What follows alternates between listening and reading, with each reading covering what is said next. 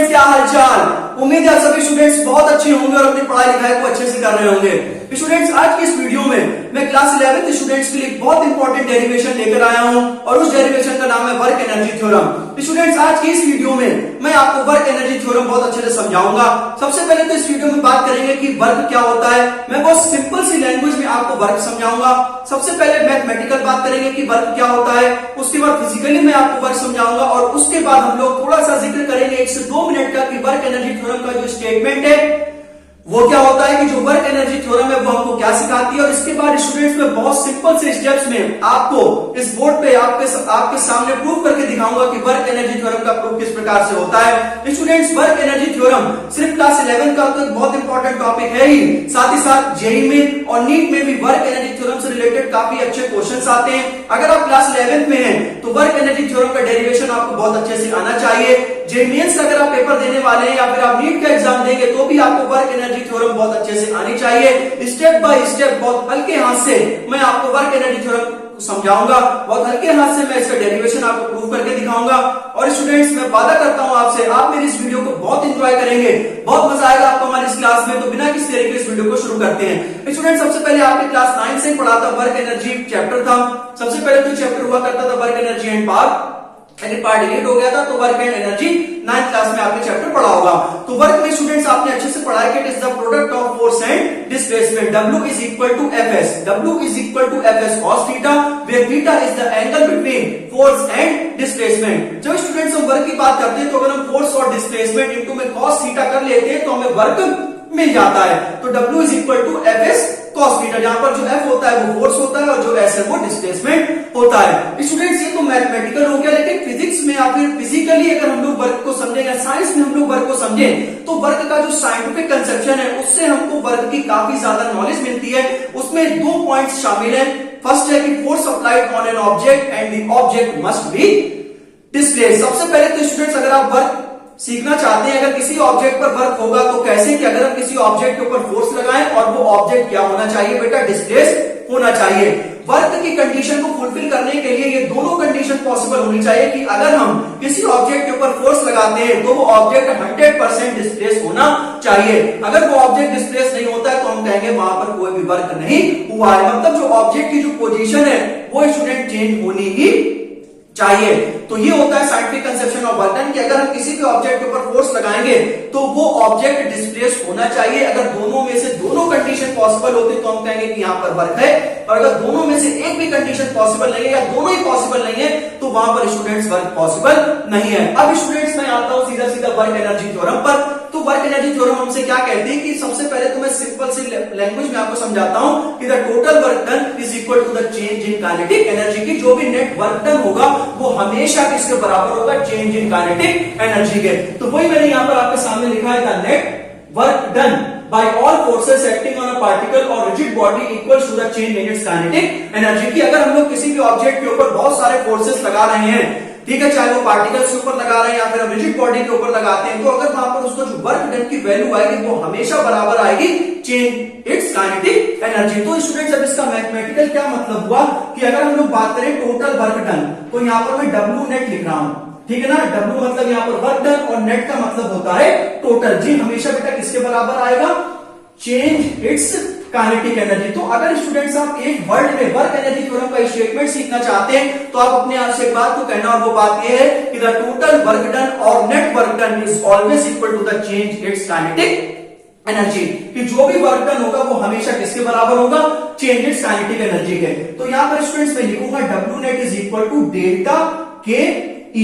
यहां पर जो के E है वो काइनेटिक एनर्जी है। Kinetic energy is defined as the energy possessed by the virtue of its motion. Kinetic energy एक ऐसी एनर्जी होती है जो मोशन के अकॉर्डिंग चलती है, या फिर आप ऐसे कह सकते हैं जो मूवेबल पार्टिकल्स के अलॉन्ग होती है, उसको हम क्या कहते हैं, काइनेटिक एनर्जी कहते हैं। यहाँ पर जो डेल्टा है, डेल्टा हमें बताता है कि चेंज किसमें हो रहा है, काइनेटिक एनर्जी में, ठीक है। अब इसको स्टूडेंट्स हम थोड़ा सा अलग से लिखेंगे कि जो डेल्टा काइनेटिक एनर्जी है, काइनेटिक एनर्जी का फॉर्मूला क्या होता है, हाफ mv², और यहां पर स्टूडेंट्स हाफ mu²। मैंने अभी आपको क्या बताया कि जो वर्क डन है वो हमेशा किसके बराबर होगा, चेंज इट्स काइनेटिक एनर्जी के। तो काइनेटिक एनर्जी को भी तो हम ऐसे करके छोटे तरीके से मान सकते हैं कि फाइनल काइनेटिक एनर्जी और इनिशियल काइनेटिक एनर्जी में जो चेंज आएगा वही हमारा क्या होगा, W नेट होगा। तो इसमें स्टूडेंट्स हम डब्ल्यू नेट को कुछ इस प्रकार से लिख सकते हैं, क्योंकि जो हाफ एम वी स्क्वायर लिखा है आपके सामने, ये जो आपके सामने हाफ एम वी स्क्वायर है, इसको हम कहेंगे फाइनल काइनेटिक एनर्जी KF, और ये जो हाफ एम यू स्क्वायर लिखा है इसको हम लिखेंगे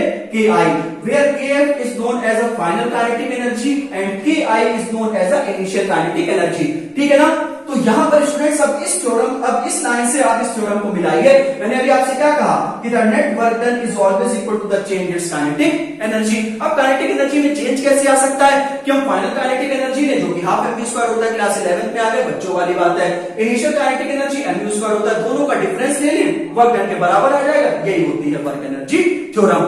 तो स्टूडेंट्स हमें कैसे जुगाड़ करके घुमा फिरा के हमें जो डब्ल्यू नेट है वो प्रूफ करना है half M V square minus half M U square. अभी देखो छुट्टियों में प्रूफ करेंगे आपके सामने। तो अभी के लिए मैंने आपको सिर्फ और सिर्फ वर्क एनर्जी थ्योरम का स्टेटमेंट समझाया है और मैंने उसको मैथमेटिकल लिखकर दिखाया है। अब मैं इसका प्रूफ आपको बताऊंगा कि इसका प्रूफ करते कैसे हैं।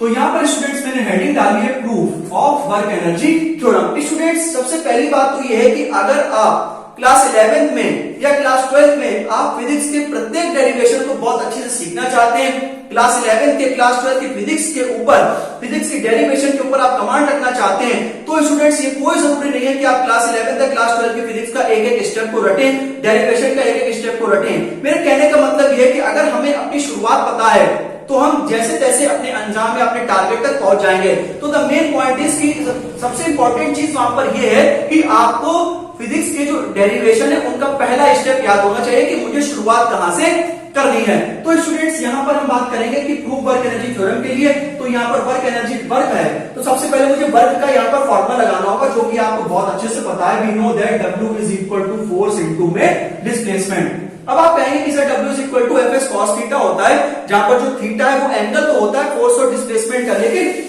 यहाँ पर मुझे एंगल से कोई लेना देना नहीं, क्योंकि एंगल पर डिपेंड नहीं कर रहा है। ठीक है।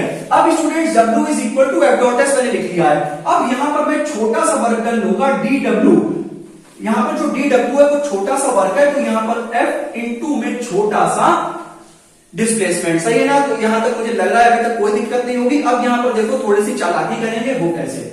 यहां पर DW को मैं ऐसे लिखूंगा, DS को मैं ऐसे लिखूंगा। थोड़ा सा हम याद करेंगे अपने न्यूटन साहब को। न्यूटन साहब ने कहा था कि जो फोर्स है वो बेटा किसके बराबर होता है, मास इनटू एक्सेलरेशन। आप नर्सरी क्लास में सीख चुके हैं। The force acting on a body is always equal to the rate of change of momentum. उन्होंने बताया था कि जो फोर्स है वो हमेशा किसके बराबर होगा, मास इनटू एक्सेलरेशन के। इसका प्रूफ भी आपने 9th क्लास में पढ़ा होगा। अब स्टूडेंट्स आप यहां पर से देखना हम करेंगे क्या।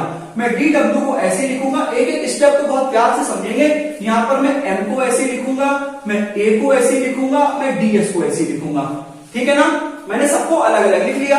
ठीक है। अब यहां पर ध्यान से देखना, DW is equal to M को मैं ऐसे ही लिखूंगा, DS को मैं ऐसे ही लिखूंगा, और यहां पर जो एक्सेलरेशन है, याद करो class 9 rate of change of velocity with respect to time. तो क्या मैं एक्सेलरेशन को dv अपॉन में dt लिख सकता हूं? कहोगे हाँ बिल्कुल लिख सकता हूं। फिजिक्स बहुत चालाक होती है। आपसे थोड़ी देर के लिए कहा जाता है कि हम इसको ऐसे लिख सकते हैं, हम किसी से मल्टीप्लाई, किसी से डिवाइड कर सकते हैं, तो आप कहते हैं हाँ सर कर सकते हैं, तो इतनी देर में डेरिवेशन हो जाता है, पेज भर जाता है। तो ये थोड़ा सा चालाक होती है, लेकिन उससे ज्यादा चालाक नहीं होती, आप समझ सकते हैं। तो यहाँ पर dv अपॉन dt और ds। अब यहां पर ये स्टेप मेन है, इसको देखना। DW इज इक्वल टू, मैं M ऐसे लिखूंगा, इस dv को मैं थोड़ा सा दूर पे लिखूंगा, और इस ds अपॉन dt, मेरे कहने का मतलब है कि इस dt को मैं ds के अपॉन में लेकर जाऊंगा, तो मुझे कोई दिक्कत नहीं है। तो बताओ क्या ds अपॉन dt मैंने लिख सकता हूं? यहां पर मैंने शायद LKG क्लास की मैथ लगा रखी है। ठीक है ना। तो यहाँ पे ds अपॉन dt। अब अगर आपको कुछ नहीं दिखाई दे रहा है, लेकिन मुझे यहाँ पर बहुत कुछ दिखाई दे रहा है, मैं M को ऐसे लिखूंगा, मैं dv को ऐसे लिखूंगा। तो यहां पर आप देखिए कि डिस्प्लेसमेंट में चेंज समय के साथ, डिस्प्लेसमेंट में चेंज समय के साथ, डिस्प्लेसमेंट में चेंज समय के साथ बेटा क्या होती है, वेलोसिटी होती है। तो यहां पर स्टूडेंट हम अपने मेन पर्पस पर पहुंच गए हैं, और इसी को मैं क्या कहूंगा, इक्वेशन नंबर फर्स्ट कहूंगा। बोलो क्या यहां पर कोई सी भी प्रॉब्लम आई है? तो मुझे तो लगता नहीं आई है। सबसे पहले तो मैंने F equal to F dot S बता ही दिया था। उसके बाद मैंने फोर्स की जगह M इंटू ए रख दिया, और फिर मैंने एक्सेलरेशन की जगह dv अपॉन dt रख दिया। ds अपॉन dt मुझे यहाँ पर वेलोसिटी दिखाई दे रही है। अब स्टूडेंट्स अब यहाँ पर मुझे छोटा सा वर्क डन मिला है, अब मुझे चाहिए पूरा वर्क डन। तो पूरा वर्क डन के लिए मैं क्या करूंगा, इंटीग्रेटिंग बोथ साइड्स। मैं पहली इक्वेशन में LHS और RHS दोनों तरफ मैं इंटीग्रेशन लगा दूंगा। स्टूडेंट्स क्लास 11 के डेरिवेशंस को सीखने के लिए आपको फिजिक्स में मैं बात कर रहा हूं, इंटीग्रेशन और डिफरेंशिएशन बहुत अच्छे से आना चाहिए। मैंने अपने यूट्यूब चैनल पर डिफरेंशिएशन पढ़ा रखा है, बेसिक इंटीग्रेशन पढ़ा रखा है, बेसिक डिफरेंशिएशन मैंने 30 मिनट का पढ़ाया है लगभग, और इंटीग्रेशन मैंने 36 मिनट का लगभग पढ़ाया है।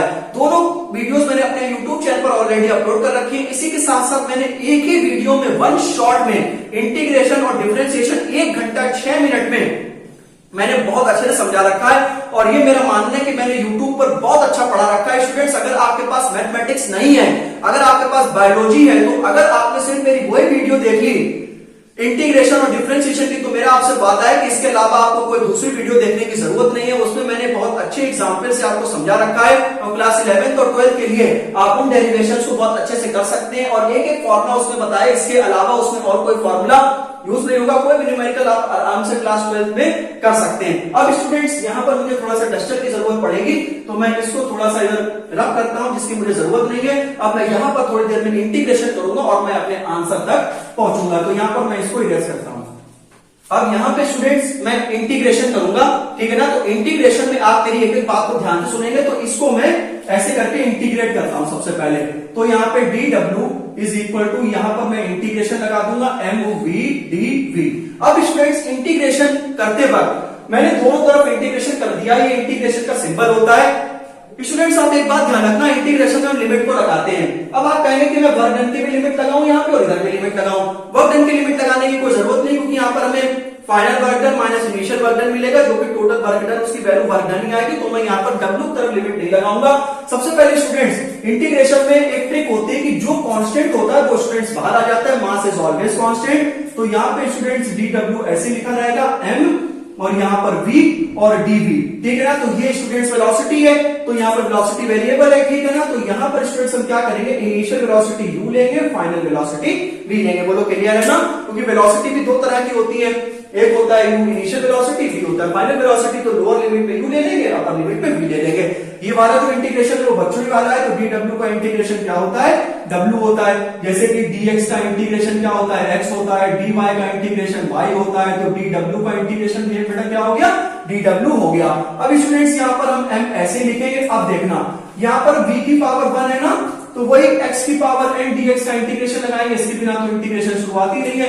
x raise to the power n plus 1 upon में n प्लस 1, जहां पर n की वैल्यू कभी भी बराबर नहीं होगी -1 की, क्योंकि अगर यहाँ पर n की वैल्यू -1 हो जाएगी तो यहाँ पर डिनोमिनेटर में 0 हो जाएगा, जो कि हमारे लिए खतरे की घंटी है। अब स्टूडेंट्स, हम करेंगे v की पावर 1 है, तो इसलिए x raise to the power n dx मतलब v की पावर 1 प्लस 1 अपॉन 1 प्लस 1। तो इसको मैं डायरेक्ट लिख रहा हूं v²/2, क्योंकि अब स्टूडेंट्स लगभग अब लास्ट ही है, लगभग ये चैप्टर के बाद जो है थोड़े से चैप्टर बचेंगे, फिर फर्स्ट बुक आपकी कंप्लीट हो जाती है, तो आपको इसका इंटीग्रेशन तो आता ही होगा, तभी इसमें मैंने ज्यादा समय नहीं लगाया है। अब स्टूडेंट्स, एक बात और जो कि मैं आपसे कहूंगा कि जहां पर आपको लिमिट लगानी होती है, आप सिर्फ उन्हीं को अंदर रखा करो, जिस पर लिमिट नहीं लगानी होती उसको बाहर निकाल लिया करो। अब स्टूडेंट्स, इस v पर मुझे लिमिट लगानी है, ठीक है ना। तो मुझे v पर लिमिट लगानी, 2 का तो कोई काम है, ये 2 कांस्टेंट है, तो 2 को मैं यहां लिख देता हूं, ठीक है ना। यहाँ पर m/2, तो यहाँ पर v² और u और v। लिमिट को अप्लाई करते वक्त आप मेरी एक बात का ध्यान रखेंगे, m/2, ठीक है ना। अब देखना यहाँ पर ये अपर लिमिट है, ये लोअर लिमिट है। जहां जहां पर ऐसे आपको अपने पास से बोलना होगा, जहां जहां पर v है वहां पर मैं v रखूंगा, तो यहाँ पर v² माइनस साइन का मतलब फॉर्मूले का माइनस, जहां जहां पर v है वहां मैं क्या लगाऊंगा, u, तो u का स्क्वायर। सबसे पहले आपको ऐसे बोलना है लिमिट को लगाते वक्त, जहां क्योंकि ये अपर लिमिट है फिर लोअर लिमिट है, पहले अपर लिमिट लगती है फिर लोअर लिमिट लगती है, बीच में माइनस साइन। जहां जहां पर v है वहां पर मैं v लगाऊंगा, माइनस जहां जहां पर v है वहां पर मैं u लगाऊंगा। अब स्टूडेंट्स, आप जरा सॉल्व कर लीजिए, तो ये हो जाएगा w is equal to mv², यहाँ पर अंदर मल्टीप्लाई कर दीजिए, ये हो जाएगा माइनस का mu², दिस इज अपॉन में 2। तो यहाँ पर स्टूडेंट्स मैं इसको अलग अलग लिख सकता हूं, क्योंकि ये पूरे के अपॉन में है, तो अलग अलग के अपॉन में आएगा, हाफ mv² माइनस में हाफ mu², ठीक है ना। तो देखो जरा, अगर आपने अगर सबसे पहले पेज पे लिखा हो तो क्या मुझे यही प्रूफ करना था कि नहीं। तो ये वाली जो एनर्जी है वो फाइनल काइनेटिक एनर्जी है, और ये जो है वो इनिशियल काइनेटिक एनर्जी है। तो यहाँ पर मैं लिख सकता हूं w is equal to kF minus ki, and hence from above equation it is clear that the net work done is always equal to the change in its kinetic energy। तो यहाँ पर काइनेटिक एनर्जी मैंने proof कर दी, w is equal to kF minus ki। अब students, आपको kinetic energy का तो proof कर आना ही चाहिए, हाफ mv² कैसे प्रूफ होता है, तो ये आपको आना चाहिए। और अगर आपको नहीं आता है तो ऑलरेडी मैंने इस पर वीडियो बना रखी है कि काइनेटिक एनर्जी का प्रूफ हम लोग किस प्रकार से पढ़ते हैं। अब स्टूडेंट्स यहां पर मैंने वर्क एनर्जी थ्योरम आपको बहुत अच्छे से प्रूफ करके दिखा दी है और ये मैंने कैलकुलस मेथड से आपको वर्क एनर्जी थ्योरम प्रूफ करके दिखाई है। स्टूडेंट्स एक वर्क एनर्जी थ्योरम आप क्लास 9 में भी इसको खैर पढ़ चुके होंगे पहले, क्योंकि यहाँ पर क्या है कि अब हम लोग वर्क एनर्जी थ्योरम को 2 से 3 स्टेप में केवल प्रूफ करेंगे और इसको हम मोशन की थर्ड इक्वेशन से भी प्रूव कर सकते हैं। लेकिन अगर आपके क्लास 11th में वर्क एनर्जी थ्योरम आई है तो स्टूडेंट्स आप इसी मेथड से प्रूफ करेंगे। मैं बस ज्यादा से ज्यादा आपका 4 से 5 मिनट और दूंगा। मैं वर्क एनर्जी थ्योरम का आपको एक बहुत बढ़िया सा एक और डेरिवेशन बताऊंगा जो 2 से 3 लाइन का है, क्योंकि हमारे जीवन में 2 तरह की चीजें होती है, एक होता है रूल और एक होता है टूल। हम लोग रूल से चलते हैं और जहां पर हमें रूल समझ में नहीं आता है वहां पर थोड़ा सा हम जुगाड़ लगाते हैं, तो यहाँ पर हम कोशिश करेंगे थोड़ा सा जुगाड़ू बनने की। तो यहाँ पर स्टूडेंट्स देखो, आपको बहुत अच्छे से पता होगा कि मोशन की जो तीसरी इक्वेशन है वो v² - u² = 2as होती है। स्टूडेंट्स यहाँ पर बच्चों के मन में काफी ज्यादा कंफ्यूजन होती है। कभी कभी हम अपने न्यूमेरिकल में कभी क्या अक्सर हम अपने न्यूमेरिकल में डेप्थ लिखा हो, डिस्टेंस लिखा हो तो वहां पर हम s मान लेते हैं, लेकिन स्टूडेंट्स s कभी भी डिस्टेंस नहीं होता है। जो करेक्ट कंसेप्ट है, जो करेक्ट नॉलेज है वो ये है कि s is always displacement. s जो है वो हमेशा डिस्प्लेसमेंट होता है, s कभी भी डिस्टेंस नहीं होता है, s is always displacement. The shortest distance between initial and final position of an object, it is also known as a straight line distance। तो स्टूडेंट्स अब आप यहां पर देखो, मेरे पास v² भी है, मेरे पास u² भी है। मुझे क्या चाहिए? हाफ m v², मुझे क्या चाहिए? Half m u²। मेरे पास ऑलरेडी v² है, मेरे पास ऑलरेडी u² है। मुझे क्या चाहिए? हाफ m चाहिए यहां पर, मुझे क्या चाहिए? हाफ m चाहिए यहां पर। तो पूरी इक्वेशन को हाफ m से मल्टीप्लाई कर दो। मैं यहां पर लिखूंगा multiply by half m on both sides. अरे भाई मुझे हाफ m v² चाहिए ना और हाफ m u² चाहिए। मेरे पास ऑलरेडी v² है तो मुझे वहां पर हाफ m चाहिए। मेरे पास लिखा u², मुझे क्या चाहिए? हाफ m चाहिए। तो मैंने हाफ m से दोनों तरफ क्या कर दिया? मल्टीप्लाई कर दिया। तो यहां पर बेटा बन जाएगा हाफ m v², यहां पर बन जाएगा हाफ m u²। ठीक है ना, मैंने यहां पर मल्टीप्लाई कर दिया, बेसिक सा स्टेप है। 2as को मैं यहां पर लिखूंगा और 1/2 इंटू m से क्या कराऊंगा? यहां पर मल्टीप्लाई कराऊंगा। अब देखिएगा आप यहां पर कि 2 से 2 यहां पर ये कैंसिल हो जाएगा। अब यहां पर आप चेक कर सकते हैं कि हाफ m v² क्या है? Final kinetic energy. यहां पर आप चेक कर सकते हैं हाफ m v² ये क्या है? Initial kinetic energy. तो और यहां पर स्टूडेंट्स बचेगा m a और यहां पर बचेगा s। अब स्टूडेंट्स आप यहां पर देखना, थोड़ी सी कलाकारी फिर से यहां पर दिखाने की कोशिश करेंगे। kf - ki mass into acceleration क्या होता है? इसको मैं एक ब्रैकेट में लिख लेता हूं जिससे कि आपको कोई कंफ्यूजन ना हो। मास इनटू एक्सीलरेशन होता है फोर्स और यहां पर जो s है वो डिस्प्लेसमेंट। तो है जरा देखो कि f इनटू s क्या होता है, आप तो 1 साल का बच्चा बता देगा। फोर्स इनटू में डिस्प्लेसमेंट क्या होता है? वर्क होता है। जरा देखो, तो मैंने ये भी आपको यहाँ पर प्रूव करके दिखा दिया है, लेकिन यहाँ पर मैंने बिल्कुल भी इंटीग्रेशन या कैलकुलस का बिल्कुल भी इस्तेमाल नहीं किया है। तो ये स्टूडेंट्स अगर आप क्लास 9 में हो तो आप इसको सीख सकते हो। खैर ये कोई टफ भी नहीं है, लेकिन क्लास 11 में भी आपको खैर आना चाहिए। देखो, अगर आपको कोई क्वेश्चन आता है, अगर कोई भी नॉलेज नहीं कैलकुलस से बिल्कुल नहीं आता तो आप इसको कर सकते हो, क्योंकि इतनी तो नॉलेज मैं आपसे मैं चाहता हूं कि कम से कम इतना तो आपको पता होना चाहिए। बाकी स्टूडेंट्स, मैंने वर्क एनर्जी थ्योरम में मुझे ऐसा नहीं लगता कि मैंने कहीं पर भी जल्दबाजी करी है। मैंने बिल्कुल आपको हल्के हाथ से वर्क एनर्जी थ्योरम का डेरिवेशन समझाया है। स्टूडेंट्स, मैंने अपने YouTube चैनल पर कई सारे फिजिक्स की वीडियोस अपलोड कर रखे हैं, आप उन वीडियो को जाके देखें। इंटीग्रेशन और डिफरेंशिएशन अगर आपको स्टूडेंट्स आता है तभी आप डेरिवेशन को सीख सकते हैं। अब स्टूडेंट यहाँ पर सवाल ये उठता है कि सर इतने लंबे लंबे डेरिवेशन है क्लास 11 में, क्लास 12 में, तो हम कैसे सीखें? तो उसकी भी कोई टेंशन नहीं। मैंने अपने YouTube चैनल पर 5 ऐसे हैक्स बता रखे हैं, how to remember long physics derivation. वो 15 मिनट के आसपास की वीडियो, उसमें स्टूडेंट्स मैंने से 5 तरीके बता रखे हैं जिसमें कि आप किसी भी डेरिवेशन को 11th और 12th के बहुत अच्छे से सीख सकते हैं। उस वीडियो का लिंक भी आपको डिस्क्रिप्शन बॉक्स में मिलेगा। इसी प्रकार से मिलता हूं नेक्स्ट वीडियो में। एक बार कमेंट करके जरूर बताएं आपने मेरी इस वीडियो से क्या सीखा। वीडियो अच्छी लगी वीडियो को लाइक करें, चैनल को सब्सक्राइब करें। मिलता हूं नेक्स्ट वीडियो, तब तक के लिए take care and bye bye.